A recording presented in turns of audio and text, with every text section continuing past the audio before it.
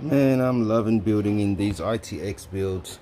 They're just so awesome, so compact, and just so many options, allowing you for a 340mm GPU.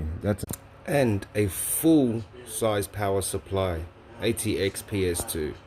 This case still gives you the option of a 5.25 inch. The GPU compatibility is just insane. That is a 1070 Ti. And the cooling is just as good. Basically an ITX case with endless possibilities. Overall, very happy with the way this build came out.